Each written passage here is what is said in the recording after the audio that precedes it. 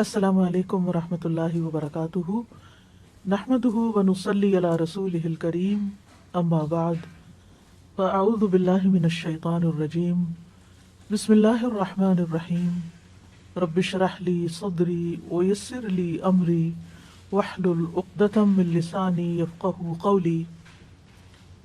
हमारा आज का मौजू है दिन भर करने के काम। हमारी ज़िंदगी का हर दिन नहायत अहम दिन है जो हमें ज़िंदगी में एक ही बार मिलता है। जो दिन गुजर जाता है वो क़यामत तक हमें वापस नहीं मिलेगा। इसलिए हमें अपने हर दिन को सोच समझ कर गुजारना चाहिए, उससे भरपूर फ़ायदा उठाना चाहिए। हर दिन यादगार दिन हो, हर दिन ऐसा दिन हो कि जिसके बारे में जब हम क़यामत के दिन अपने आमाल नामे को देखेंगे तो उस वक्त हम खुश हो जाएं। हमारी ज़िंदगी एक एक दिन से मिलकर बनती है, दिनों से मिलकर हफ्ते बनते हैं, हफ्तों से मिलकर महीने और फिर साल और फिर सालों पर मुहित ज़िंदगी, जो कि आखिरत के मुकाबले में बहुत ही थोड़ी है, बहुत ही छोटी है। और दरअसल ये ज़िंदगी हमारी आखिरत की खेती है। यहाँ हम जो कुछ बोएंगे, जो कुछ उगाएंगे, वही कल को पाएंगे।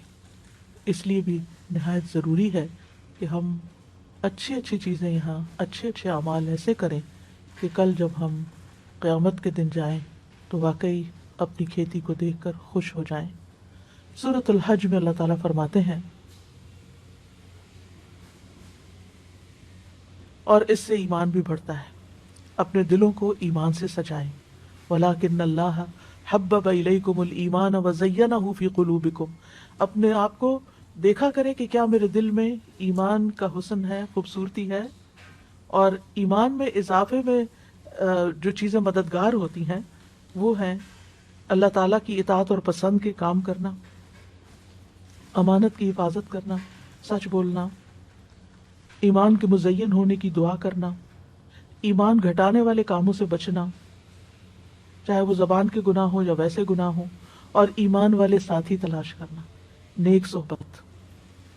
यानी अब कोविड के दिनों में आप लोगों से मिलने के लिए नहीं जा सकते, लेकिन आप कॉल कर सकते हैं, आप बात कर सकते हैं, लेकिन उन लोगों से बात करने से परहेज़ कीजिए जो सिर्फ गीबत सुनाने वाले हों या आपको सिर्फ मनफी बातें करके आपको परेशान करने वाले हों। उनको किसी काम लगा दीजिए ताकि वो आपको निशाना ना बनाए, आपको डस्टबिन ना बनाए कि वो सिर्फ आप अपने मसाइल हर वक्त आपके सर पे डालते रहें और आप उनकी वजह से परेशान रहें।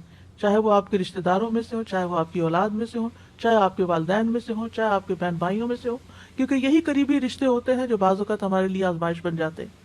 और उनकी ज़िंदगी में मसाइल होते हैं, वो जब बात करते हैं वो किसी न किसी की शिकायत करते हैं, किसी न किसी की ग़ीबत करते हैं। कोई शौहर की कर रहा है और कोई बच्चों की कर रहा है और कोई बहन भाइयों की कर रहा है और कोई किसी रिश्तेदार की, कोई नेबर की। तो इस चीज़ से आपने पूरी तरह बचना है। आप उनको किसी ऐसे काम लगा सकते हैं, इल्म सीखने सिखाने के काम में, किसी वेलफेयर के काम में, किसी की खिदमत के काम में, कि जिससे उनकी ज़िंदगी में खुशी आए और ध्यान बटे और वो हर वक्त आपको इस किस्म की बातें ना करें। और अगर वो नहीं बाज आते तो उनको आप अच्छी तरीके से समझा भी सकते हैं कि ये काम आपके और मेरे दोनों के ईमान के लिए भी दुरुस्त नहीं और हमारी आखिरत के लिए भी दुरुस्त नहीं। एक दफ़ा शायद उनको ये बात कड़वी लगे, लेकिन यह है कि आइंदा के लिए वो संभल जाएंगे। फिर इसी तरह यह है कि क़ल्बी तहारत के साथ साथ अपनी जिस्मानी तहारत का भी रोज़ाना एहतमाम करें। अपने जिस्म, नाखून, बदन, इन तमाम चीज़ों के बारे में फ़िक्रमंद रहें। अबू हुरैरा कहते हैं 5 चीज़ें फितरी हैं: खतना करना, ज़ेरे नाक बाल साफ करना, बगल के बाल उखाड़ना, नाखून तराशना, मूछें कतरवाना। और ख़वातीन अपने एतबार से जो भी सफाई के तौर तरीके हैं जो उन्होंने इख्तियार करने हैं उनका भी दिन मुकर्रर कर लें। मसलन अगर आपने हर फ्राइडे मुकर्रर कर रखा है या हर संडे मुकर्रर कर रखा है, अगर आप अपनी पर्सनल हाइजीन के लिए टाइम फिक्स कर लेंगे तो इंशाल्लाह आपको मुश्किल नहीं होगी। लेकिन बाकी डेली नमाजों में वज़ू करते हुए अच्छी तरह अपने आप को साफ करें, साथ मिसवाक करें।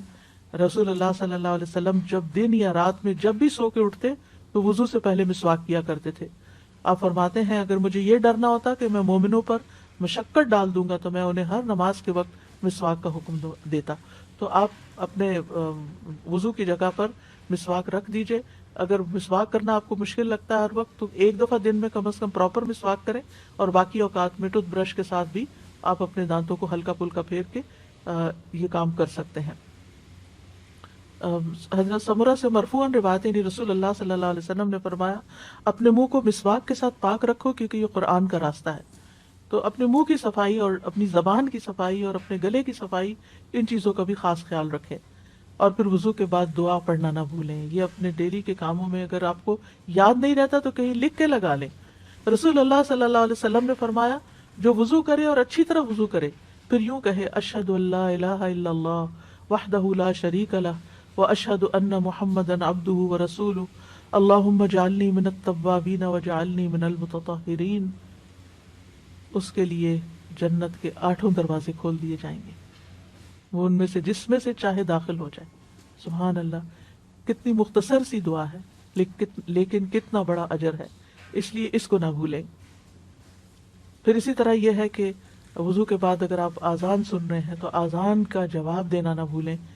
رسول اللہ صلی اللہ علیہ وسلم نے فرمایا جو شخص اذان سن کر یہ کہے، یعنی اللہم رب ھذہ الدعوۃ التامہ والصلاۃ القائمہ آت محمدا الوسیلۃ والفضیلہ وابعثہ مقاما محمودا الذی وعدتہ، تو یہ قیامت کے دن نبی صلی اللہ علیہ وسلم کی اس کے لیے شفاعت جائز ہو جائے گی، لازم ہو جائے گی۔ حلت لہ شفاعتی یوم القیامہ، یعنی جو اذان کے بعد کی دعا پڑھے گا نبی صلی اللہ علیہ وسلم کی شفاعت پائے گا۔ اور اسی طرح وہ دعا کی قبولیت کا وقت ہوتا ہے، اس وقت کے لیے دعا سوچ رکھے کہ میں نے کیا دعا مانگنی۔ ایک نماز سے دوسری نماز کے بیچ میں جو چیز آپ کو بودر کرے، پریشان کرے، نیکسٹ اذان سے پہلے سوچ رکھیں کہ میں نے اذان کے بعد بھی یہ دعا خاص مانگنی، لیکن اس کے بیچ میں بھی آپ مانگ سکتے ہیں، اس منع نہیں ہے۔ پھر اسی طرح یہ ہے کہ اپنی جسمانی صحت کا خیال رکھنے کے لیے صرف کھانا پینا ہی کافی نہیں ہے، بلکہ ورزش بھی ضروری ہے۔ آپ بریدنگ ایکسرسائز کریں، آپ اسٹریچز کریں، آپ واک کریں، اور اس میں 7 اذکار شامل کر لیں، یعنی اس ٹائم پر انسان اپنے اذکار مقرر کر لیں، جیسے تسبیحات ہیں، درود شریف ہے، استغفار ہے۔ واک کرتے وقت یہ سب پڑھنا بہت آسان بھی ہوتا ہے، اور واک بھی بورنگ نہیں ہوتی، وہ آسان ہو جاتی ہے۔ اور پھر اگر ایک وقت میں آپ کو زیادہ ٹائم نہیں ملتا واک کرنے کا، 2 منٹ کر لیجئے، 5 منٹ کر لیجئے، ایک تسبیح کی دیر میں کر لیجئے۔ دن میں کئی دفعہ 5 منٹ بھی اگر آپ کریں گے تو انشاءاللہ اس سے آپ کا جسم مضبوط رہے گا۔ اور پھر یہ کہ جسمانی مضبوطی کے ساتھ ساتھ اپنی جذباتی صحت کا بھی ضرور خیال رکھیں، اور جذباتی صحت کے لیے ضروری ہے کہ اللہ پر توکل ہو، اللہ سے محبت ہو، اللہ سبحانہ وتعالیٰ کے ساتھ ایک تعلق ہو، دل ہی دل میں اللہ کو پکاریں، اس کو یاد کریں اور اس سے محبت پر خوش ہو جائیں۔ یعنی محبت جو ہے وہ انسان کو خوشی بخشتی ہے، تو جس شخص کی زندگی میں رب کی محبت آ جائے اس سے زیادہ خوش قسمت کوئی نہیں، اور اسی کو اپنا وکیل سمجھیں، اسی پر بھروسہ کریں، اسی سے دعائیں مانگیں، اسی سے لو لگائیں، اسی سے اپنے سارے شکوے شکایتیں کریں، اسی کو اپنے ساری مشکلات بتائیں اور اسی سے حل مانگیں۔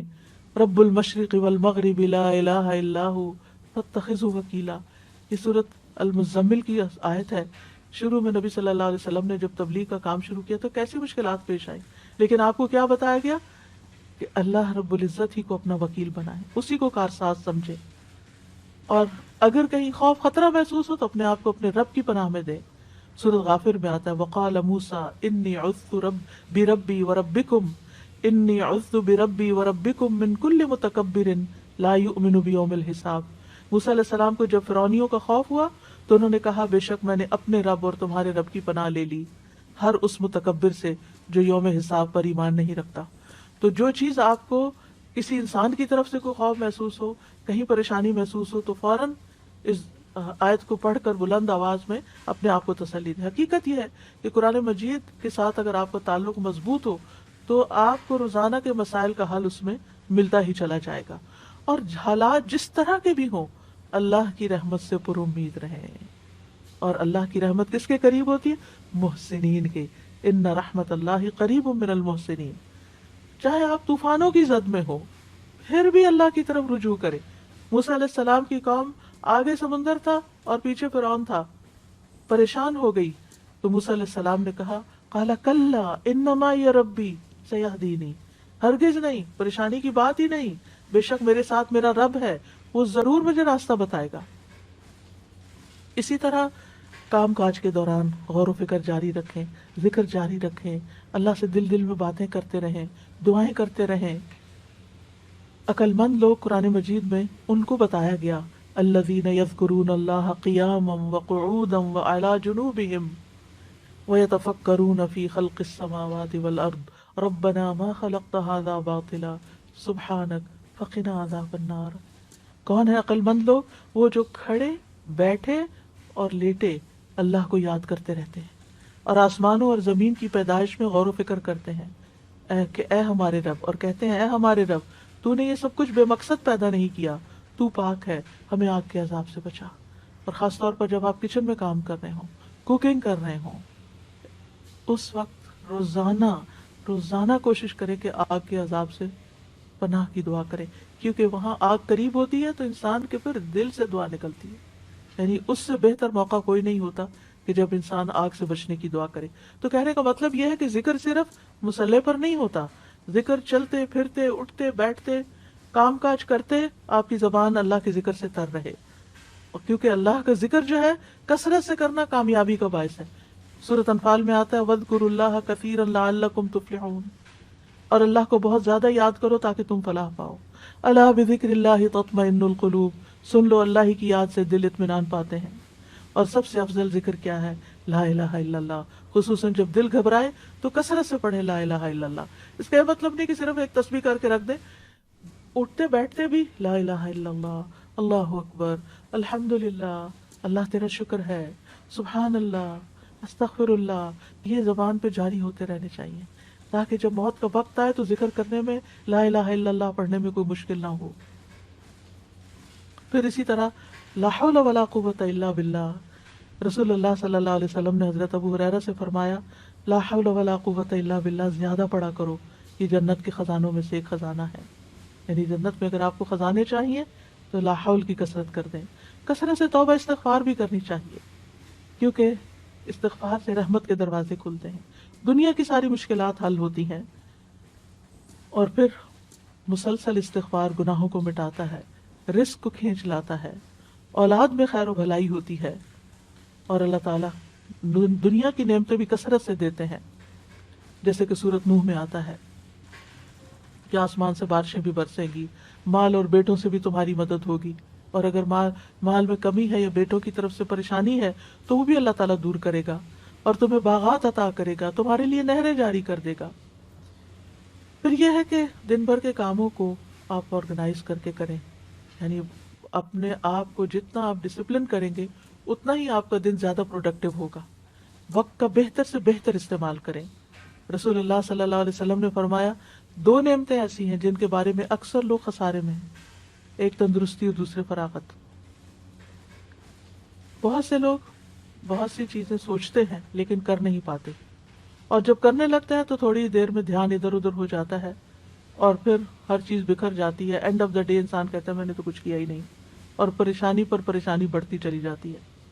اور چونکہ ہر انسان کی زندگی میں کوئی نہ کوئی امتحان ہوتا ہے، پریشانی ہوتی ہے، تو بعض اوقات انسان اس پریشانی میں اتنا مغلوب ہو جاتا ہے کہ جو بھی اس نے اپنے کام سوچے ہوتے ہیں وہ سارے ایک طرف رکھ کے کوئی ذہنی تفریح کا سامان کر لیتا ہے۔ اور آج کل تو بہت بڑا فتنہ ہے کہ موبائل ہمارے ہاتھ میں ہے، کوئی ڈرامہ لگا لیتا ہے اور کوئی گانا سننا شروع کر دیتا ہے، اور کوئی کسی طرح کی بھی ویڈیو دیکھ کے ایک کے بعد ایک شروع ہو جاتی ہیں، اور اس طرح جو کرنے کے کام ہیں وہ سارے دھرے کے دھرے رہ جاتے ہیں۔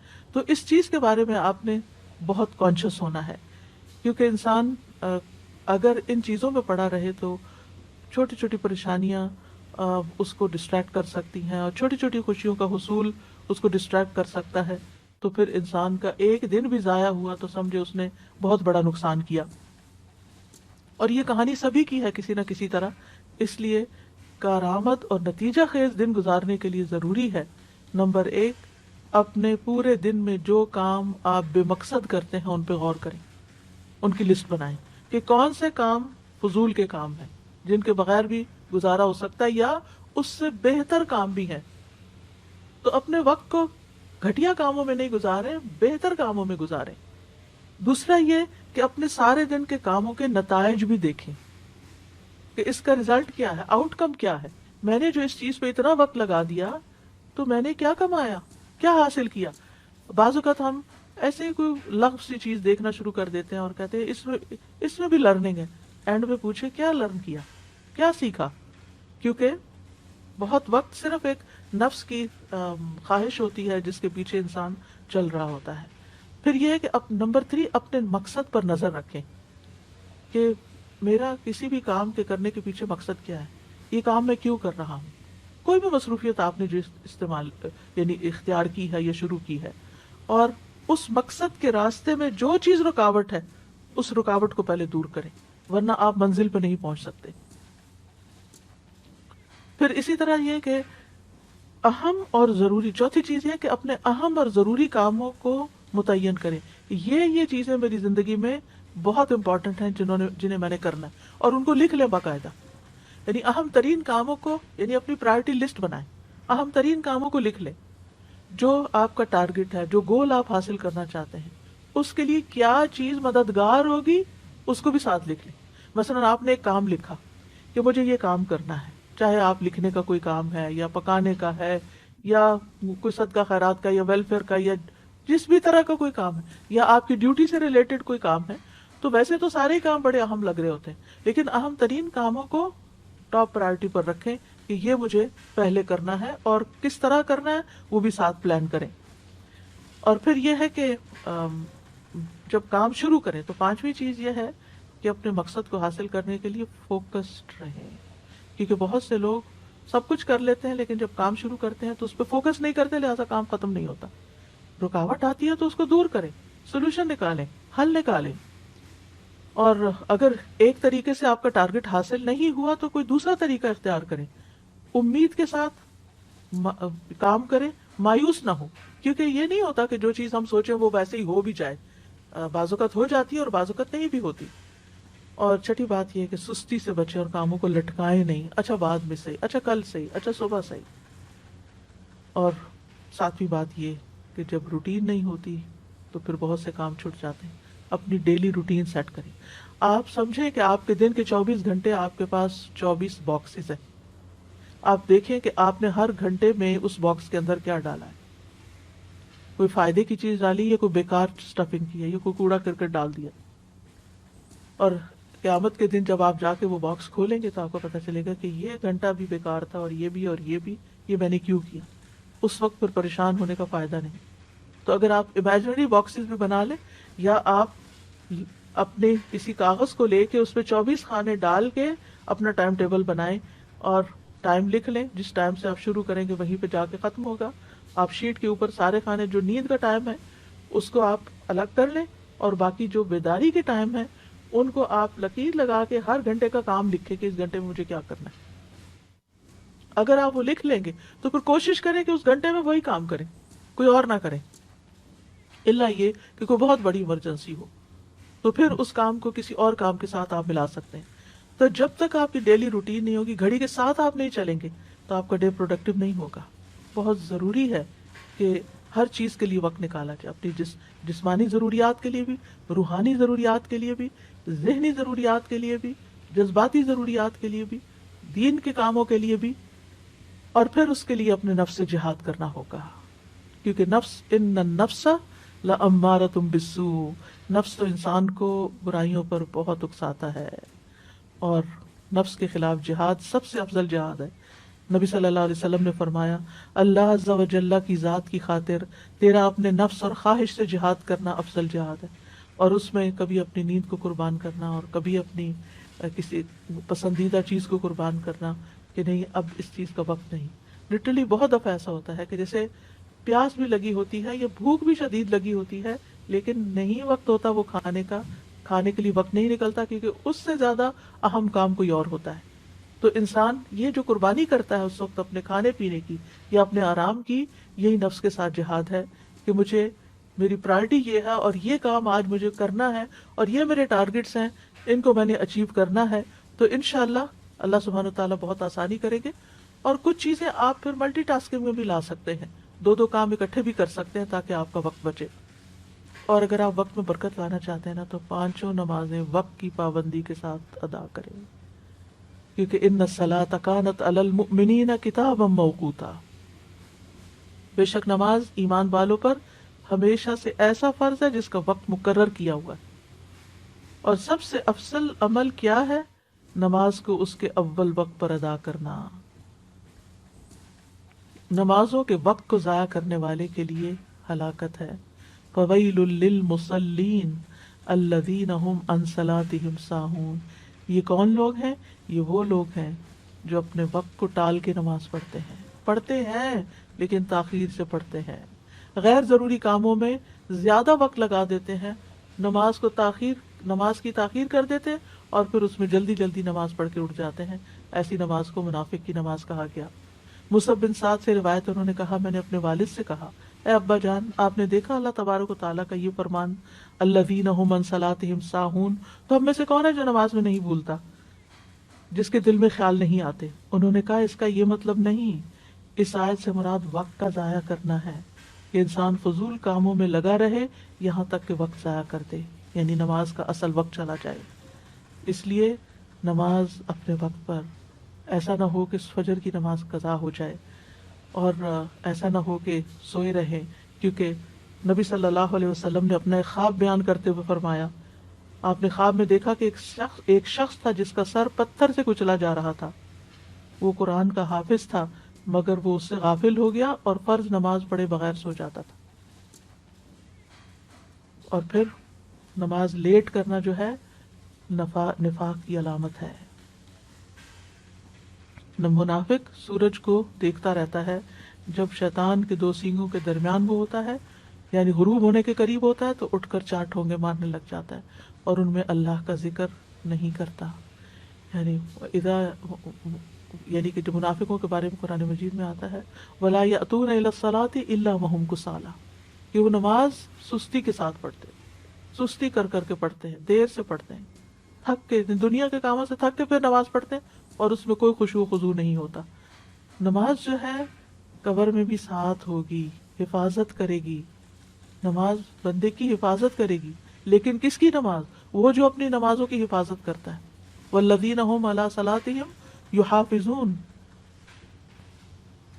بندے کو جب قبر میں رکھا جاتا ہے تو وہ اور لوگ رکھ کے قبر میں دفنا کے جاتے ہیں تو جانے والوں کی زمین پہ جو جوتوں کی آواز آتی ہے وہ بھی سنتا ہے۔ اگر وہ مومن ہوتا ہے تو نماز اس کے سر کی طرف آ جاتی ہے، روزہ دائیں طرف، زکوٰۃ بائیں طرف، دیگر نیک کام اس کے پاؤں کی طرف آ جاتے ہیں۔ تو جب سر کی طرف سے فرشتہ عذاب دینے کو آتا تو نماز اس کو روک دیتی، اور اسی طرح باقی نیکیاں بھی۔ نماز کہتی ہے میری طرف سے آنے کا راستہ نہیں ہے۔ اس لیے کتنا ضروری ہے کہ ہم اس نماز کی حفاظت کریں، اور مرد خاص طور پر باجماعت نماز کی حفاظت کریں۔ اگر گھر میں دو مرد بھی ہیں اور مسجد بہت دور ہے کہ ہر وقت نہیں جا سکتے تو اکیلے نماز پڑھنے کی بجائے جماعت سے پڑھیں، اور اگر گھر کی خواتین بھی ساتھ شامل ہونا چاہیں تو موسٹ ویلکم۔ اور اگر مسجد بھیج سکتے ہیں اور بچے چھوٹے ہیں، یعنی آپ خود تو نہیں جا سکتی لیکن ان کو مسجد لے جا بھی سکتی ہیں اگر آپ کے ہسبینڈ مصروف ہیں یا وہ اویلیبل نہیں ہے، تاکہ بچے مسجد کی عادت ڈالیں۔ اور پھر نماز کے وقت سے ذرا پہلے جائیں تاکہ نماز کی سنتیں ادا ہوں۔ جو شخص دن میں 12 رکعتیں ادا کرے اس کے لیے جنت میں گھر بنا دیا جاتا ہے، 2 فجر سے پہلے، 4 ظہر سے پہلے، 2 ظہر کے بعد، 2 مغرب کے بعد اور 2 عشاء کے بعد، یہ 12 رکعتیں بنتی ہیں۔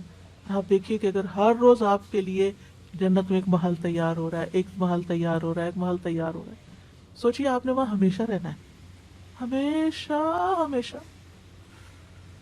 بہت نہیں، سوچیے کبھی دل پھٹنے کو آتا ہے جب انسان یہ سوچتا، اور ہر روز ایک نئے محل میں، ہر روز ایک نئے محل میں، کیونکہ اس نے دنیا میں اتنے محلات ہر روز سنتیں پڑھ کے بنا لی ہے کہ ہر روز اس کے لیے ایک نئی نعمت ہے۔ یہ وہ چیزیں جن کی دنیا میں لوگ تمنا کرتے ہیں، لیکن دنیا میں یہ سب کچھ نہیں مل سکتا۔ دن کی 12 رکعتیں ادا کرنے میں زیادہ سے زیادہ کتنا ٹائم لگ جائے گا؟ آدھا گھنٹہ۔ 2 رکعتیں پڑھنے میں 4 منٹ لگتے ہیں، اور 12 کے 24 منٹ، 6 منٹ اوپر لگا لیں، آدھے گھنٹے کی بات ہے، لیکن کتنا بڑا سودا ہے آپ کا اور کتنا بڑا نفع۔ صرف 1 سال کے دوران جو سنت موقدہ پڑھتا ہے اور نہیں پڑھتا، اس کے درمیان 4320 رکعات کا فرق ہو جاتا ہے۔ 1 رکعت وتر پڑھنے اور نہ پڑھنے والے کے درمیان 365 رکعت کا فرق ہو جاتا ہے۔ چاشت کی 2 رکعتیں پڑھنے اور نہ پڑھنے والے کے درمیان 703 رکعتوں کا فرق ہو جاتا ہے، اور جو سنتوں کی پابندی کرتا ہے اور جو نہیں کرتا ان کے درمیان 5415 رکعتوں کا فرق ہو جاتا ہے، اور ہر رکعت میں 2 سجدے ہوتے ہیں۔ تو صرف ایک سال میں کتنے درجے کھو دیے انسان نے، صرف ایک سال میں۔ تو اگر 40 سال زندگی میں اس نے ہر روز اتنے سجدے ادا کیے تو قیامت کے دن کتنا اونچا مقام ہوگا۔ تو اس لیے اس کو نہ کھوئیں۔ شروع میں مشکل ہوگی، نفس پہ بھاری ہوگا، عادت نہیں نا تو مشکل پڑے گی، لیکن اگر آپ ایک دفعہ اللہ سے اچھی طرح دعا کریں اور بار بار کریں، ایک دفعہ نہیں، ایک دفعہ شروع کر لیں، کچھ ہی دنوں میں آپ کا دل ہی نہیں لگے گا اگر آپ نے سنت نہیں پڑھی ہوگی۔ اور پھر یہ کہ ہر چیز میں اللہ سبحانہ وتعالیٰ کی طرف رجوع کریں، کوئی بھی پریشانی ہو، کوئی بھی ضرورت ہو، فوراً اس کی طرف توجہ، کیونکہ جو روگردانی کرتا ہے اللہ سے تو اللہ سبحانہ وتعالیٰ اس کو، جیسے حدیث میں آتا ہے، حدیث قدسی میں اللہ تعالیٰ فرماتے ہیں، اے ابن آدم اپنے آپ کو میری عبادت کے لیے فارغ کر لو، میں تیرے دل کو غنا سے اور تیرے ہاتھ کو رزق سے بھر دوں گا، اور اے ابن آدم تو مجھ سے دور نہ ہو، ورنہ میں تیرے دل کو فقر سے اور تیرے ہاتھ کو مصروفیت سے بھر دوں گا۔ دنیا میں اتنا مصروف کرے گا اللہ کہ پھر عبادت کے لیے وقت نہیں ملے گا، اور دنیا تو یہی رہ جائے گی، جتنا مرضی سجا بنا لے، جتنی مرضی بڑھا لے۔ اور پھر یہ کہ ہر کام عبادت سمجھتے ہوئے کریں، ہر کام، جیسے کھانا پکانا، واشنگ کرنا، لانڈری کرنا، گھر کی صفائی کرنا، برتن دھونا، ساری چیزیں، ساری کی ساری چیزیں عبادت ہے، کیونکہ آپ دوسروں کی خدمت کر رہے ہیں، اور اس میں کبھی بھی کسی پہ احسان نہ جتائیں، نہ اپنے بچوں پہ، نہ شوہر پہ، نہ کسی اور پہ۔ اور پھر یہ کہ نیکیوں میں سبقت لے جائیں، آگے بڑھیں، یعنی جو لوگ نیک کام میں جلدی کرتے ہیں، اولئک یسارعون فی الخیرات وہم لہا سابقون، جو لوگ نیک کاموں میں جلدی کرتے ہیں یہی ان میں آگے نکلنے والے ہیں۔ کوشش کریں کہ نیکی کے ہر کام میں حصہ ڈالیں۔ ابو ہریرہ کہتے ہیں رسول اللہ صلی اللہ علیہ وسلم نے فرمایا، آج تم میں، یعنی دن بھر کے کرنے کے کام ہے نا، اسی مناسبت سے یہ حدیث سنا رہی ہوں، آپ نے فرمایا آج تم میں سے کس نے روزے کی حالت میں صبح کی؟ ابو بکر رضی اللہ عنہ نے فرمایا میں نے، عرض کیا میں نے۔ آپ نے فرمایا آج تم میں سے کس نے مریض کی عادت کی؟ ابو بکر رضی اللہ عنہ نے کہا میں نے۔ آپ نے فرمایا تم میں سے کس نے جنازے میں شرکت کی؟ ابو بکر رضی اللہ عنہ نے کہا میں نے۔ آپ نے پوچھا کس نے مسکین کو کھانا کھلایا آج؟ حضرت ابو بکر نے کہا میں نے۔ مروان کہتے ہیں مجھے معلوم ہوا کہ اس پر نبی صلی اللہ علیہ وسلم نے فرمایا کہ جب کسی شخص میں ایک دن میں یہ ساری خصلتیں جمع ہو جائیں، یعنی یہ سارے کام وہ ایک دن میں کر لے، دن بھر کرنے کے کاموں میں اگر یہ موقع مل گئے اور اس نے کر لیے، وہ جنت میں ضرور داخل ہوگا۔ کتنی بڑی بات ہے۔ لیکن ہم بعض اوقات ہمیں پتہ بھی ہوتا ہے، اور پھر مردوں کے لیے خاص طور پہ جنازہ پڑھنا، تو اس میں ایک جنازے کا جو ثواب ہے 2 قرات کے برابر، کوئی قرات جو ہے وہ پہاڑ برابر ہوتا ہے۔ تو جب ایک صحابی کو دیر سے یہ حدیث پتہ چلی تو وہ ہاتھ ملنے لگے، یعنی پچھتانے لگے کہ ہم نے اتنے کی رات ضائع کر دی ہے، کتنے مواقع تھے۔ بہت سے لوگ حرم جاتے ہیں، وہاں جنازہ پڑھنے کا وقت بھی ہوتا ہے لیکن اس کو نکل پڑتے ہیں، تو وہ کتنے منٹ لگتے، چند اور منٹ، جو دعا یاد کر لے انسان اور بخشش کرتا رہے، اور جب دوسروں کے لیے آپ کریں گے تو کوئی آپ کے لیے بھی کرے گا۔ پھر یہ کہ نیکیوں کے کام کرنے کے ساتھ ساتھ گناہوں سے ضرور بچیں، یعنی نافرمانی کے کاموں سے بچیں، یہ بھی کرنے کا کام ہے۔ جہنم کے سامنے رکھے نا انسان تو گناہوں سے بچ سکتا ہے۔ جہنم کی حقیقت جب سمجھ آ جاتی ہے نا انسان کو، تو زندگی کا رخ بدل جاتا ہے، زندگی تبدیل ہو جاتی ہے۔ تو اس لیے اچھے کام بھی کریں لیکن ساتھ برائیوں سے بچے بھی ضرور، یعنی ایسے کام نہ کریں کہ جس سے لوگوں کو اذیت ہو، دوسروں کو اریٹیٹ نہ کریں، نیگ نہ کریں، کوئی ایسا کام نہ کریں کہ جس سے دوسرا آپ سے بیزار ہونے لگے، جو، اور اس کے لیے کرائیٹیریا، جو اپنے لیے پسند نہیں وہ دوسرے کے لیے بھی نہ کریں۔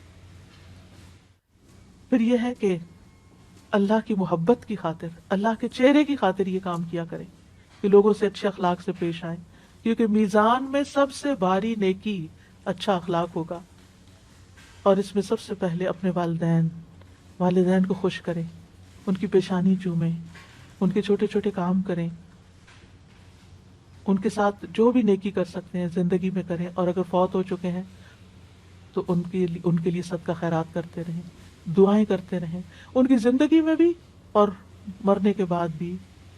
رب ارحمہما کما ربیانی صغیرا، رب ارحمہما کما ربیانی صغیرا، اے میرے رب ان پہ رحم فرما جیسے انہوں نے مجھے بچپن میں شفقت سے پالا تھا۔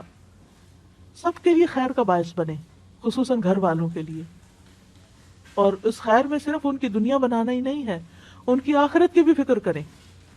یعنی بعض اوقات ہم لوگ خود دین کی طرف آ جاتے ہیں لیکن گھر والوں کو بھول جاتے ہیں۔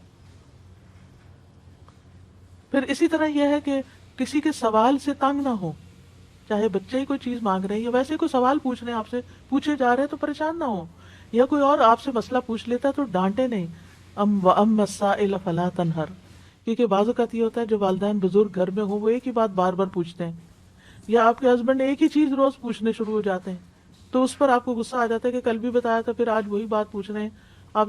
تو اس لیے بہتر یہ ہے کہ اس وقت اپنے آپ کو کنٹرول کر لیں اور یا جواباً سوال کر دیں کہ آپ کا کیا خیال ہے، آپ ذرا سوچیں، ذہن پہ زور ڈالیں، کیونکہ بعض اوقات وہ صرف بات بڑھانے کے لیے آپ سے وہی بات پوچھ لیتے ہیں جو پہلے بھی پوچھی ہوتی ہے۔ تو سوال سے تنگ نہیں ہونا، بچہ کچھ مانگ رہا ہے تو تنگ نہیں ہونا، شٹ اپ کال نہیں دینی کہ چپ ہو جاؤ تو میرا سر کھا گئے ہو میں فارغ ہو کے دوں گی، نہیں، اپنا کام روک دیں، جا کے اس کی ضرورت پوری کر دیں اور پھر آگے بڑھیں۔